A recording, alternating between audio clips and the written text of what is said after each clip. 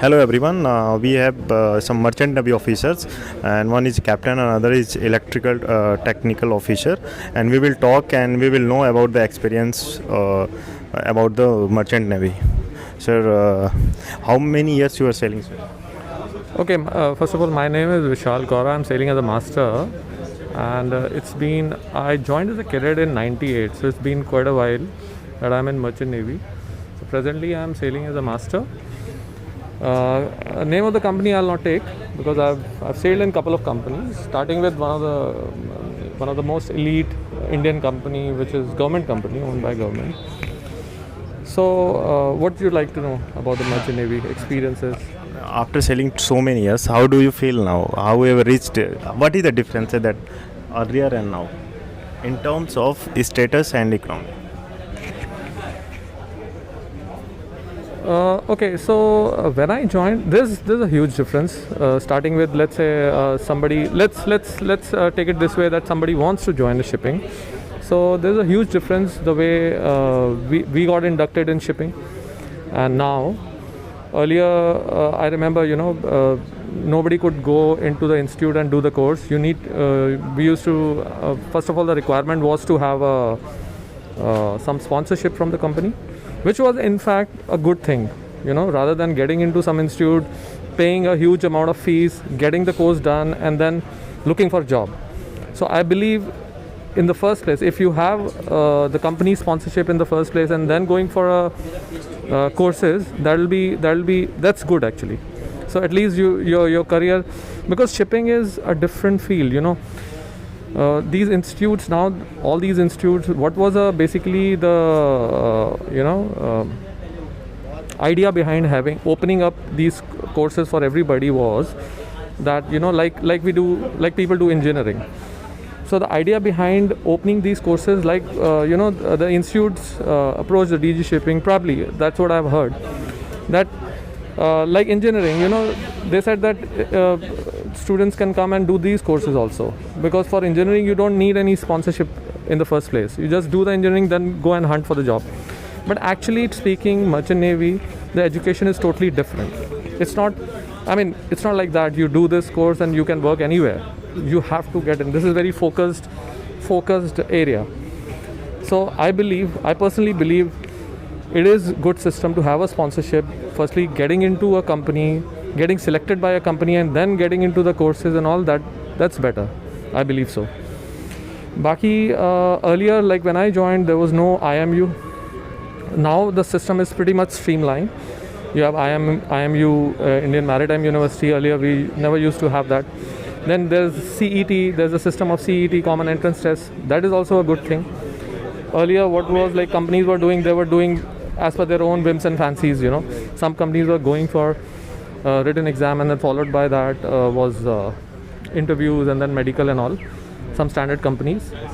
I have been through all that system, but some companies were just, taking interviews and then taking the cadets. So I believe the system has changed for good. More streamlined, more standardized, obviously in compliance with the international regulations and STCW. So that's all I believe about the education. Sir आप जिस भी company में अभी काम कर रहे हैं, जहाँ भी काम कर रहे हैं, तो आपको जो एडिशनल पर्क्स और इन जनरल मर्चेंट नेवी में एडिशनल जो पर्क्स होते हैं या मेडिकल हेल्थ इंश्योरेंस जो मिलते हैं from home to going to ship and from ship to home, what additional things that you get? Okay, so I've been lucky as far as my employer is concerned. I've been lucky to be working with one of the best in the. Like I said, I'm not allowed to take a name, and I won't. But I'm working with very good organization, and it's very big. And it's probably if you're getting at the salaries and the perks and all, I believe it's one of the best in the industry. So we are covered, medically we are covered. Whenever I am on a business travel, I'm covered medically. Easily, sir, you can say anything. I will cut it down. No, that's okay. That's okay. Don't worry. You speak freely and you can take time also. Okay, no problem. So medically I'm covered when I'm on ship, and as well as I'm on, if I'm on business travel, not for joining ship, also like in case I'm going for some company sponsored training to Bombay or anywhere else, so I'm covered. I'm given a card, so anywhere across the world, if I'm there and I have some emergency, I can just call this specific number. They have outsourced the service to some company in South Africa, I believe, and the same company takes care of us when we are on ship also for any medical emergencies. Okay, so that is all. And salaries are good as compared to earlier when I joined shipping. I used How much salary master get in general salary around the globe? In general. See, I can't generalize. First of all, it depends on what kind of a ship you are working on. You have different salaries on LNGs, you have different salaries on oil, you have different salaries on bulkers, cargo ships, and also it varies. Container ships varies.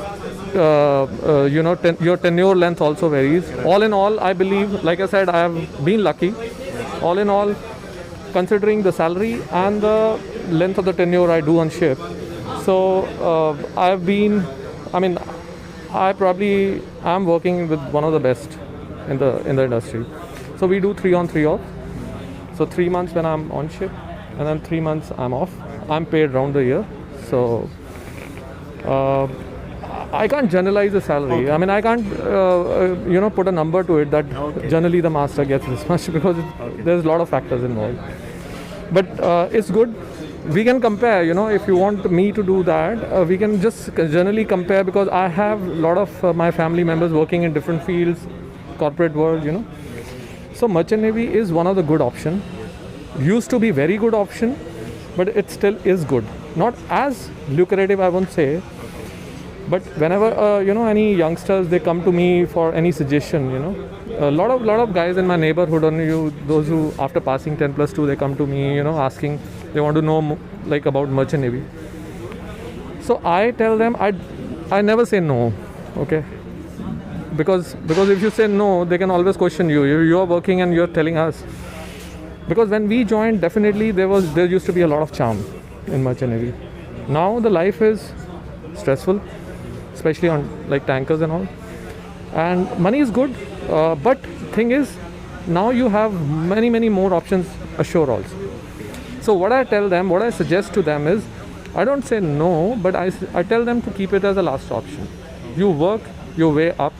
You try to get into something good, do engineering, and because a very big flaw with merchant navy is that you need to stay away from your family, and that is a big thing. So it depends on person to person also. Some people are very much into family thing. Some people can manage, because even when you are ashore, at times you have to work in far-flung areas. So. But the thing is, the merchant navy, the only point of contention is that, at times, if, God forbid, but if there is any emergency in anybody's home, you can't be there immediately. So that is one thing one must be aware of before joining. But otherwise, it's a very good career opportunity. You breathe clean air, first of all, out at sea. And I enjoy sailing and being out at sea, and yeah. Sir, another thing I want to ask you, since you have been a master for a ship for a long period of time, so there will be some social interaction problem and social issue which generally people faces or at a lower rank, even in the engine side and deck side also. So what are those problems, and how do you tackle it? No, by communication problem, you mean communication on board among the officers and the crew, or generally because I mean among the officers on board. Okay. On board person. So it actually lot depends on top management. How they are handling and how they are keeping the environment on board. So it lot depends. I personally feel. So I am not faced. I mean these problems occurs everywhere across the world. Even when you're ashore. Otherwise, and at times I feel it also depends on how company policies are framed. I'll give you a very small example. Most of the companies, these LSA, life-saving appliances and firefighting appliances, are being looked after by third officer. Okay? I'm just giving an example. Right. So in our It will companies, be better, sir. If you put one example, two example, that will be better to understand. yeah. So in our so what is happening is whenever there is any point, all fingers are pointed to third officer, and then there is always a grudges, you know. So in our in organization where I'm working, so everything there are so many life-saving and firefighting equipments on board. So everything, maintenance, responsibility for maintenance of those equipments are spread across all the officers. Some bits and pieces are given to each officer. So during the maintenance, they tend to interact with each other. You know, that helps in creating a very conducive and healthy environment on board. And then you can, I mean, personal differences are there everywhere. You know, at times, not all five fingers are same. So, like I said, company policies also helps in having a good environment on board. And then top management. Top two, master chief engineer, they are the key people on board who can have a very good environment, or they can ruin it actually. Otherwise, I personally have never faced any big issues. Little bit of all is everywhere, so you can handle it.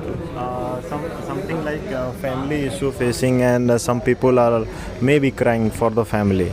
It only happens at the junior level or higher level also. How they manage it? No, by family, what do you mean? Carrying family on board, or They are not carrying the family. okay. So there was a time when I joined, the communication used to be a problem, very expensive. I still remember we used to pay $1.85 a minute. I still remember that for a 1 minute call on Satcom.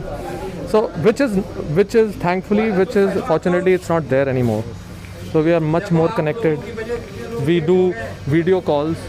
Ships are Wi-Fi these days. In our organization, we get free phone calls, 20 minutes each day. So, thanks to the technology and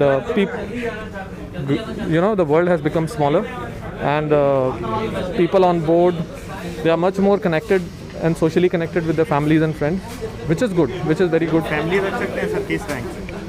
So, in our company, all officers can get. All rank and All junior officers are also allowed. उसका कोई additional charge नहीं? No additional charge. Only thing you have to, I think, pay one side fare. One side. One side fare. The highest. वहाँ पे living cost कोई सही? No, nothing. Absolutely. ठीक है, कितने दिन के लगते हैं जितने दिन रहते हैं वहाँ पे? हाँ, जितने भी दिन. Only thing there are conditions, visa conditions, travel conditions. All those things. Because if you are in certain countries where the family is not allowed and there is no visa facility, so then obviously you cannot take the family. Right. But otherwise, there's I believe you can carry 2 children. That's a policy. Not more than 2. ऐसा कुछ है. And then medically. Parents, they can get parents? No, not parents. Wife and up to 2 children. Okay. And then they need to be medically fit as well. All right. Okay. Thank you very much, sir. For